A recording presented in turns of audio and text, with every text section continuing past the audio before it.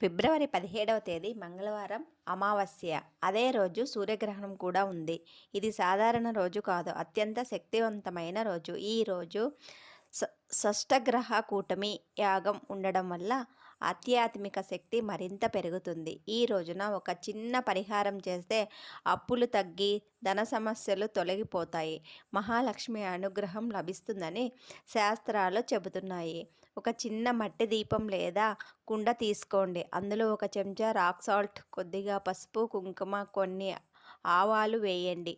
చేతిలో ఒక రూపాయి నాణెం తీసుకొని అప్పులు తొలగాలి, ధన వృద్ధి కావాలి అని ప్రార్థించండి. ఆ నాణ్యాన్ని కుండలో వేసి సాయంత్రం లక్ష్మీదేవికి పూజ చేయండి. రాత్రంతా పూజ గదిలో ఉంచి మరుసటి రోజు ఉదయం ఆ కుండను వేప చెట్టు లేదా రావి చెట్టు కింద ఉంచండి. ఈ చిన్న పరిహారం మీ జీవితం